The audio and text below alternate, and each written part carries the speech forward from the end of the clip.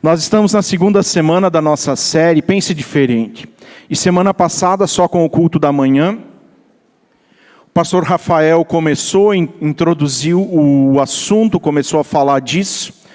E para mim é uma ousadia a gente como comunidade, a gente como pastores que vão trazer essa série de mensagens, convidar vocês a pensar diferente.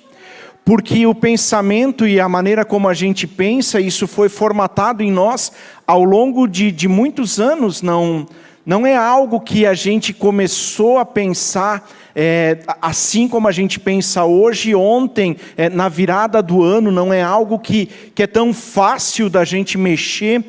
Quanto mais agora a gente dizer, nós precisamos aprender uma maneira nova, uma maneira diferente de pensar. Mas é possível, e antes que você já comece a colocar as objeções a uma mudança de pensamento, é possível, dá trabalho. Quase todas as coisas na nossa vida, e especialmente na nossa caminhada com Jesus, dão trabalho. A salvação é presente que Ele nos dá. E nós recebemos isso e a partir disso começamos a viver novidade de vida, como o apóstolo Paulo diz em Romanos capítulo 6, mas o dia a dia exige de nós decisões que são pautadas nas coisas que vão sendo reviradas na nossa vida, que nós vamos descobrindo na palavra que a gente viveu toda a vida anterior com conceitos, com ideias sobre Deus que não eram verdadeiras. Dá trabalho.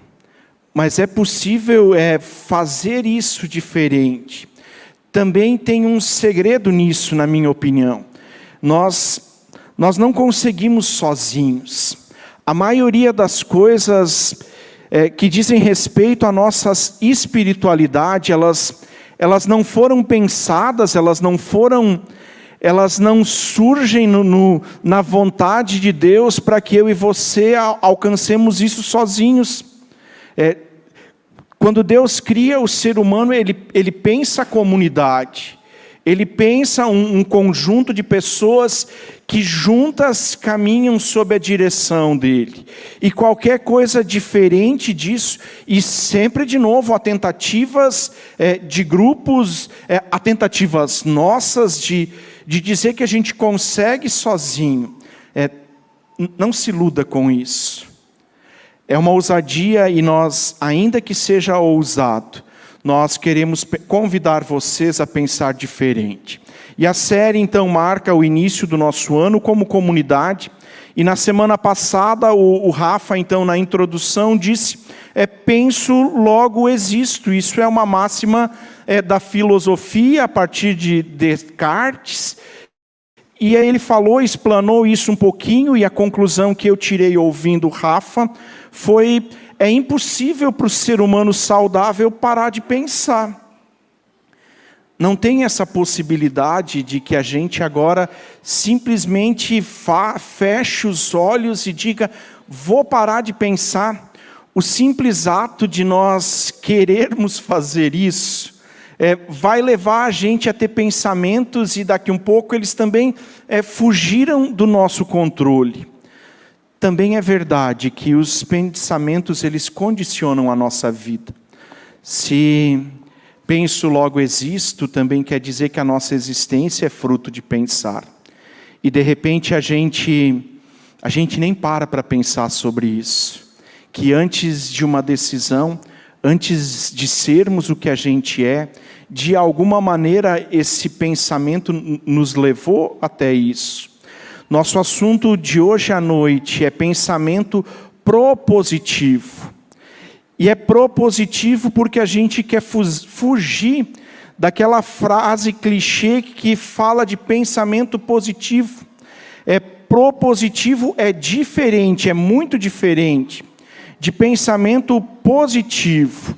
A gente usa essa frase, talvez você já tenha usado, ou alguém já usou contigo, diante de uma situação, de uma dificuldade que a gente enfrenta, a pessoa com a intenção de nos consolar, com a intenção de que a gente tenha forças para passar por aquilo, diz, Tenha pensamento positivo.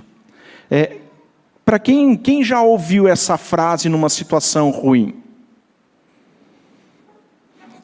Não vou pedir para dizer quem já disse essa frase, aí o pessoal fica mais acanhado. É uma frase que a gente ouve quando as coisas não vão bem. A Graziela, que é minha esposa, e vocês sabem disso, ela tem uma doença autoimune há mais de 10 anos, que sem tratamento fazia com que ela tinha crises de urticária. Urticária é aquelas manchas, às vezes com relevo mais altas, e a Graziela tinha isso pelo corpo todo. Às vezes onde pendurava a bolsa, onde segurava uma chave, alguma roupa que só ficava encostada, e crises de urticárias severas por um período longo. Isso, graças à medicina, também está controlado agora com a medicação que ela toma.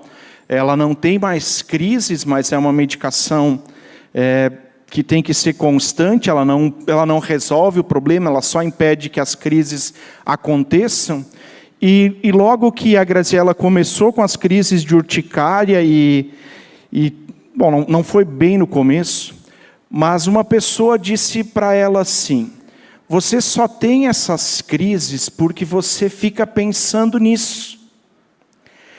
Como quem diz, você não teve um pensamento positivo diante disso. E o resumo dessa frase a culpa é tua.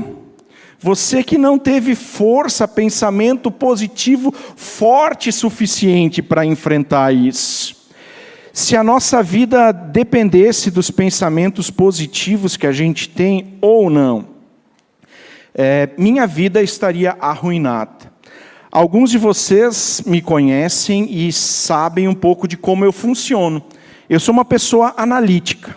Diante de algo que alguém me conta, diante de um sonho, de um projeto, também da comunidade, a minha primeira reação é olhar para os riscos envolvidos naquilo ali. Isso é na minha vida pessoal e nas coisas da comunidade. Se o pensamento positivo fosse decisivo para isso, eu não teria dado certo como pessoa. Não seria pastor, não estaria casado, não seria pai, não seria nada. Porque a minha reação, a primeira, é essa, de olhar para o risco. E todas as coisas que a gente faz envolvem risco. E nas coisas da comunidade, então, quando as pessoas vêm com os sonhos, eu sou aquele que fica perguntando sobre como se viabiliza isso. Mas em ato contínuo a analisar as coisas e ver os riscos, a minha reação é pensar em como a gente pode agora juntar recursos humanos, financeiros, para que aquilo que é sonho, para aquilo que é projeto, para aquilo que alguém pensou que poderia ser implementado na comunidade, saia desse sonho e se torne algo concreto. Mas eu não penso positivo. A minha primeira reação é dizer, como isso aqui pode dar certo? O clichê pensa positivo, ele não funciona como uma frase mágica diante das situações que agora a vida vai nos impondo, que a gente simplesmente diz, eu vou fazer força. Eu ia dizer tipo as crianças que ainda usam fralda quando elas se escondem no cantinho, mas eu não vou falar disso.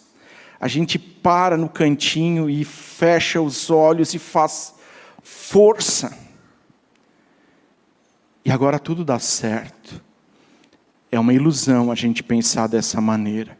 Nosso tema de hoje é pensamento propositivo, não apenas positivo, e talvez pensamento positivo nem seja algo que a gente deva considerar. Uma definição de uma pessoa propositiva, para a gente entender um pouquinho de onde nós queremos chegar. É o adjetivo que é dado à pessoa que consegue analisar de forma crítica uma situação e, a partir da avaliação, pensar em soluções práticas eficientes. Pensamento propositivo é mais do que a gente olhar para uma situação e torcer que isso dê certo. É diferente quando nós trabalhamos para que algo aconteça, seja agora na avaliação, ou seja, de fato arregaçando as mangas, ou a gente simplesmente fica olhando para uma situação ou coisa e dizendo, tomara que dê certo.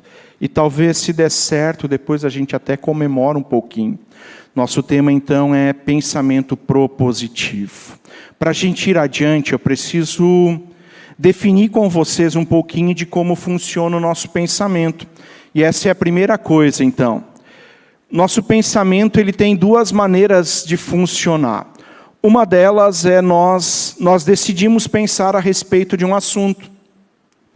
Eu acordo de manhã e vou para a sacada do meu apartamento e vejo um pé de jabuticaba que tem no pátio do meu vizinho. E eu fico olhando para aquele pé de jabuticaba e penso a respeito de como ele se tornou aquela árvore que está ali. Um dia alguém plantou esse pé de jabuticaba, ele germinou, ele foi crescendo. Bom, talvez não foi plantado, talvez era uma jabuticabeira que já veio plantada pronta ali porque era enxertada. E eu começo, por decisão minha, a pensar a respeito daquilo. E de repente passa na rua da minha casa, aquela moto que toda a vizinhança detesta, com aquele escape aberto, esgaçado. E o meu pensamento já não está mais na jabuticabeira ou nas frutas que eu poderia pedir para o vizinho. Está pensando, cadê os pais dessa criatura, que quando era pequeno não deram umas surras nele, para ele aprender a respeitar os outros, que não tem que ouvir esse barulho desgraçado. Eu só estou dando exemplo, isso não acontece comigo. E passou aquela moto com aquele barulho, e agora ou eu faço força por exercício, de voltar a pensar naquilo que eu me propus, ou meu pensamento voa. Eu vou pensar em outra coisa a partir daquele barulho, a partir dos pais, a partir da pessoa que está pilotando aquela moto. Meu pensamento voou.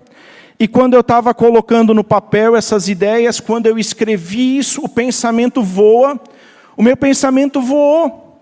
E eu lembrei de uma música muito antiga, chamada Felicidade. E Lupicínio Rodrigues, e aí quando eu pensei no autor da música Lupicínio Rodrigues, que eu conheço, porque ele é autor do hino do Grêmio. A obra mais importante dele é o hino do Grêmio. Segunda é a música Felicidade. E deu, agora, em vez de pensar no pé de jabuticaba e na motocicleta que passou, que nem é um fato, eu só estava criando um exemplo, eu estou pensando no Grêmio e vou acessar no Google as notícias do dia no Grêmio. Deu para entender como isso funciona?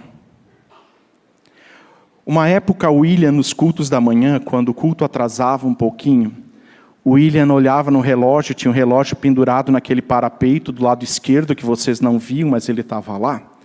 E o William olhava para aquele relógio e dizia, todo cheio de dedos, pessoal, não se preocupem com o marreco que está assando, nós já vamos encerrar o culto. E eu, que nem gosto de marreco, já estava pensando no almoço. Se eu tinha um pouquinho de concentração ainda naquilo que estava sendo falado no hino, o pensamento foi embora, voou. O pensamento funciona dessa maneira. Nós podemos decidir, e é saudável que a gente decida pensar sobre algumas coisas.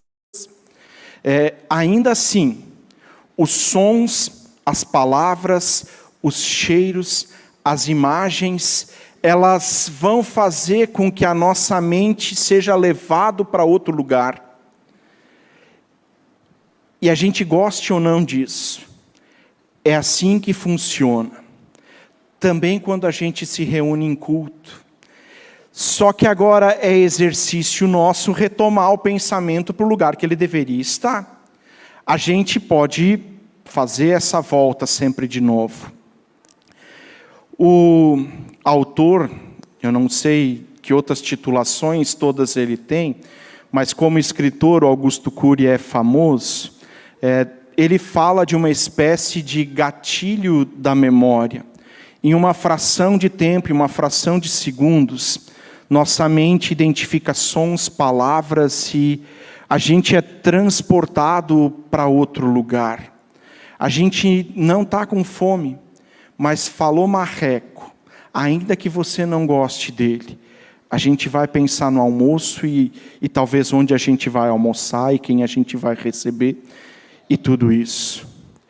Essas memórias ativadas, esses pensamentos, eles também podem ser negativos.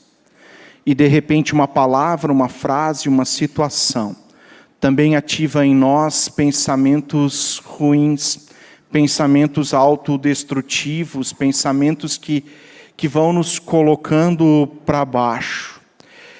E esse é o segundo ponto. Como nós controlamos os pensamentos?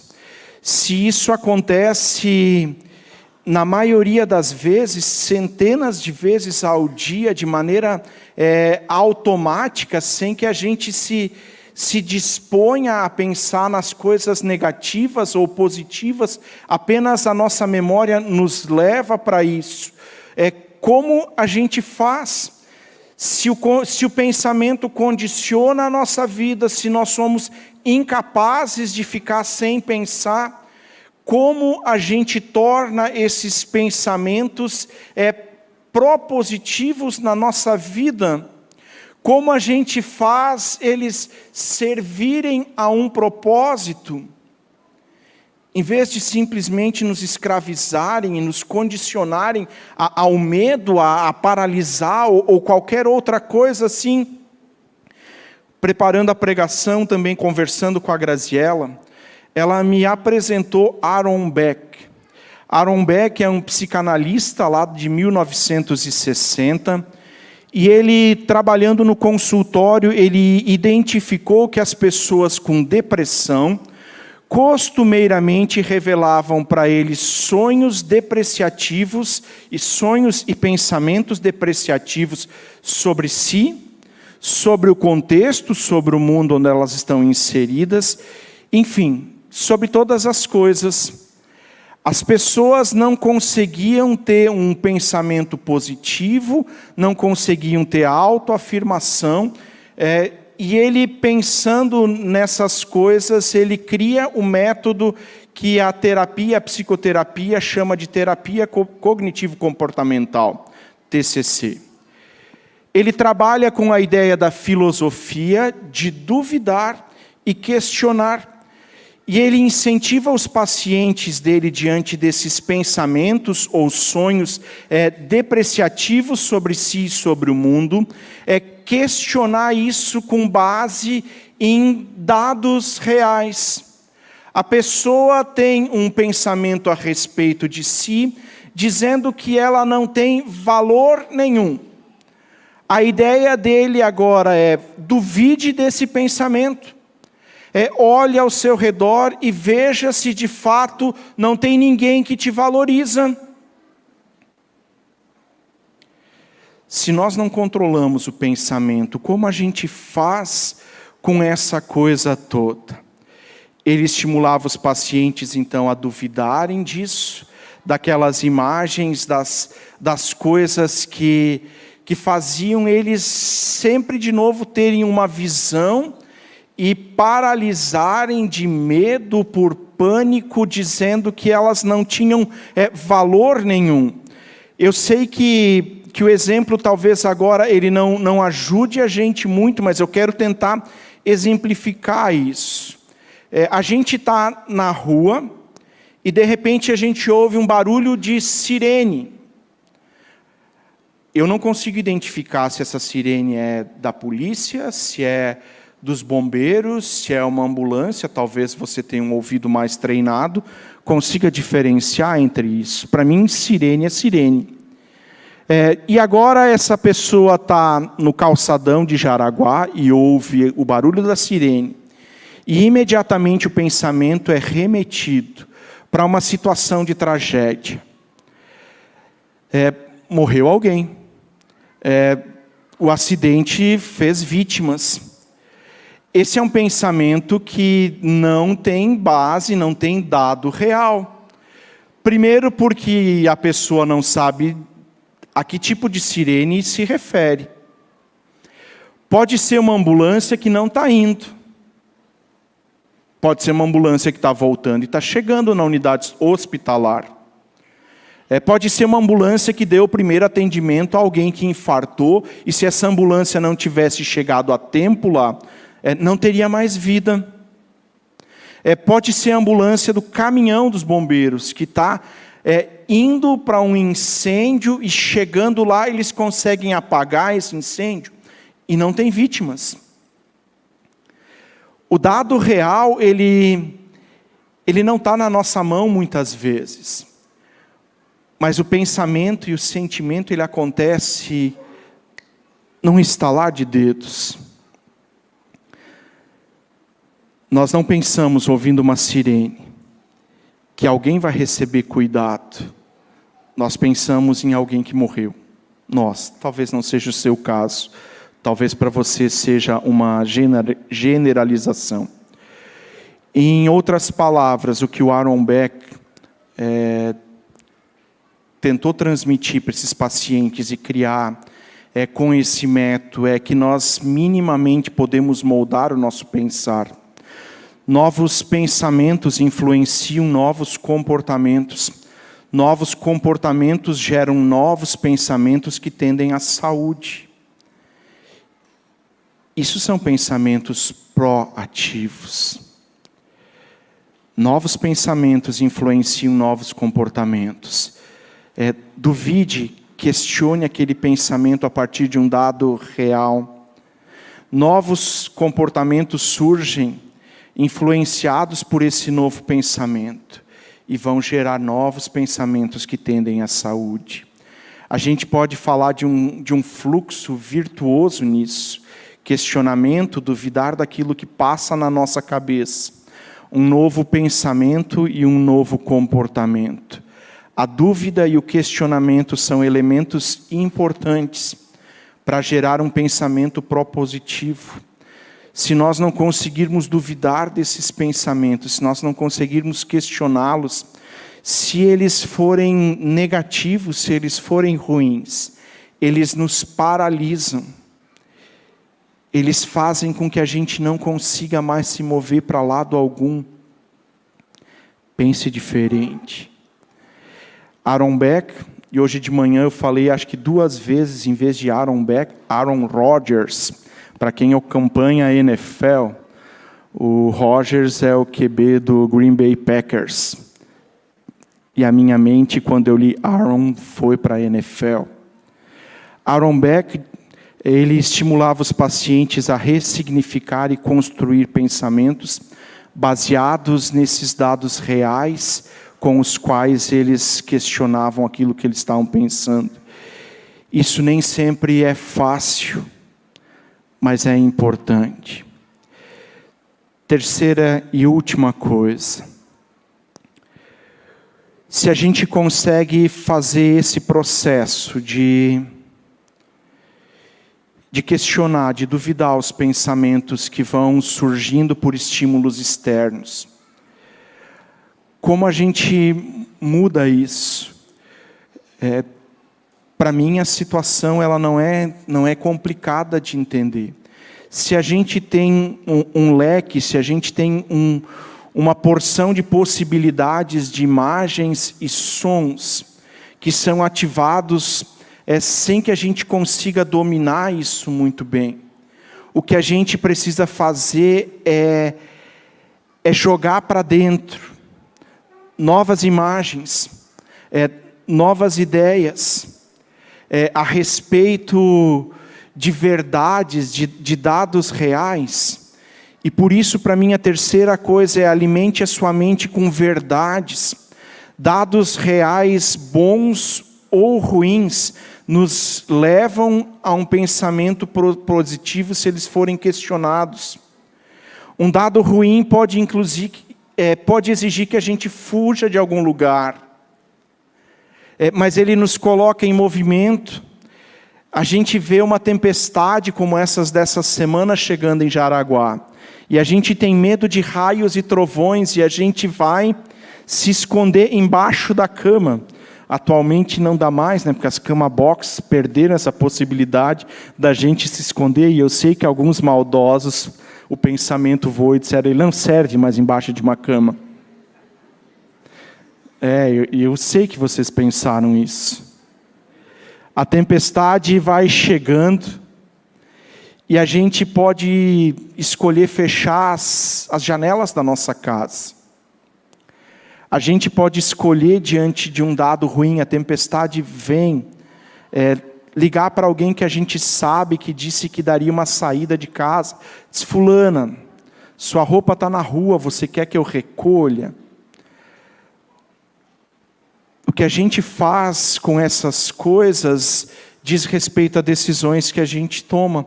Somos seres movidos pelo pensamento, e o passo seguinte é começar a alimentar a nossa mente com verdade.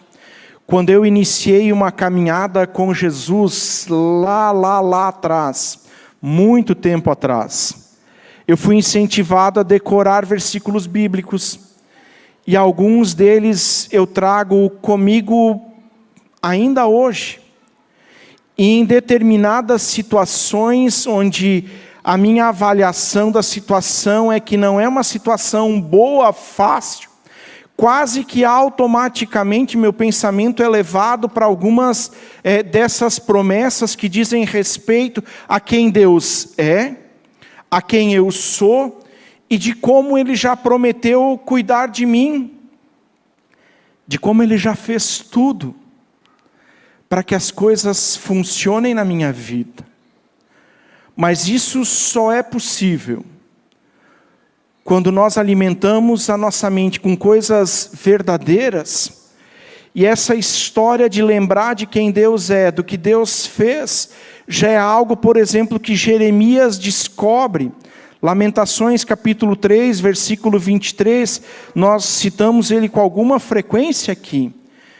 Jeremias, diante de uma situação de guerra e catástrofe total, ele diz, quero trazer à memória aquilo que me dá esperança. Não é o cenário, não é a avaliação daquilo que ele está vendo, os dados são ruins. Mas ele diz, não é isso que eu desejo que determine a minha vida, que determine a minha situação, reação ou ação diante disso. Alimente a sua mente com coisas verdadeiras e duradouras. A palavra nos mostra do início ao fim quem Deus é e quem nós somos para Ele. E de repente a gente deixa a palavra de lado. E no momento em que a gente duvida das coisas e a gente chega à conclusão de que é real aquilo, é negativo, a gente não tem para onde fugir. E o nosso pensamento fica cativo àquela situação. Deixar de descobrir quem Deus é e quem nós somos para Ele é permitir que outras coisas determinem nosso pensar e o nosso agir. E eu quero lembrar de alguns textos onde fica claro quem nós somos para Deus. E talvez você tenha outros. Mas eu lembro do Salmo 19, versículo 7, quando diz, a lei do Senhor é perfeita e restaura a alma. O Salmo 19, versículo 14 diz, que as palavras dos meus lábios, o meditar do meu coração, sejam agradáveis a Ti, ó Deus, rocha minha. Jeremias 29, versículo 11, onde Deus diz para Jeremias, eu é que sei que pensamentos têm a vosso respeito. Pensamentos de paz, não de mal, para vos dar aquilo que vocês desejam. Romanos capítulo 8, quando Paulo diz, aquele que nos deu de graça a salvação, não nos daria juntamente com Jesus todas as outras coisas? Que Que promessas alimentam a tua mente? Onde você ancora diante das coisas e pensamentos que vão surgindo? Atos 16, versículo 25 e seguintes, conta da prisão de Paulo e Silas.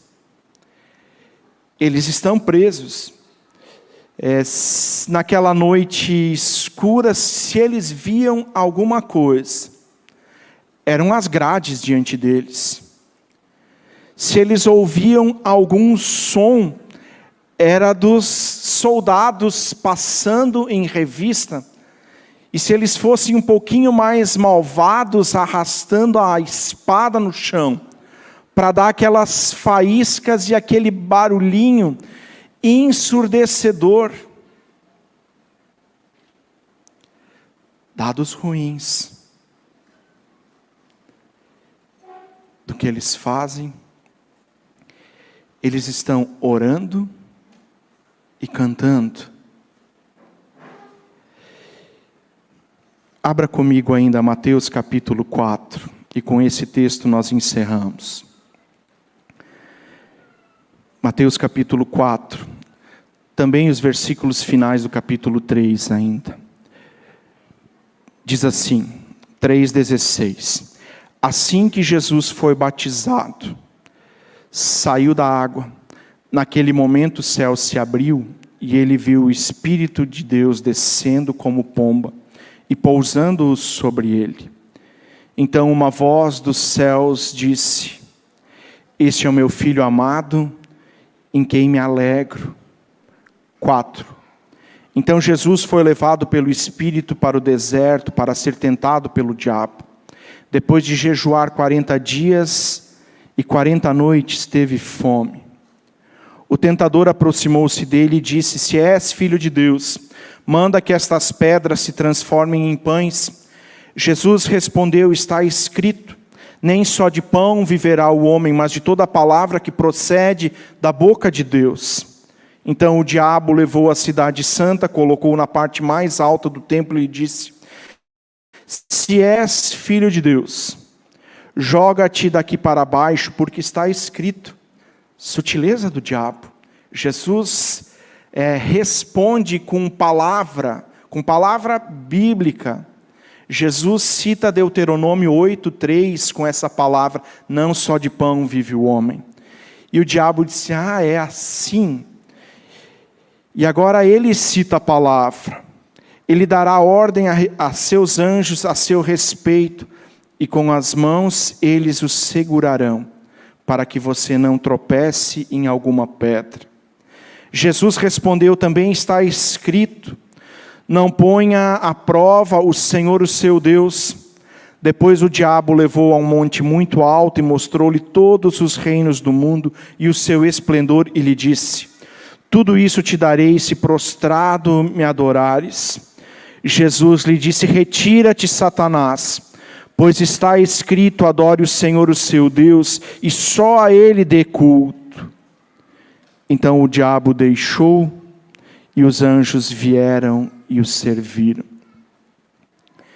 E eu não estou comparando, e é impossível que a gente se compare com Jesus em todos os aspectos. Mas o que acontece com Jesus é o que pode, ou nós podemos chegar perto disso no que diz respeito a alimentar a nossa mente com verdades absolutas, para que no dia que os dados são negativos diante de nós, a gente saiba como reagir, e não tropece, não caia, não fique paralisado. Jesus conhece quem é o seu Deus e Pai. Jesus sabe do que Ele é capaz. Jesus ouviu: Tu és o meu Filho amado. Essa palavra de Deus também é para cada um de nós. Quando João agora escreve que a todos que o receberam, foram tornados filhos de Deus. não é condição natural do ser humano.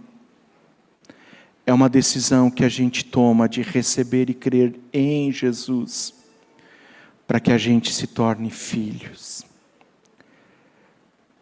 Alimente a sua vida, alimente a sua mente com novas imagens, com promessas que vêm da palavra, para que no dia em que as coisas não estiverem bem, você saiba quem é o seu Deus, e o que Ele fez, faz e continuará fazendo por ti.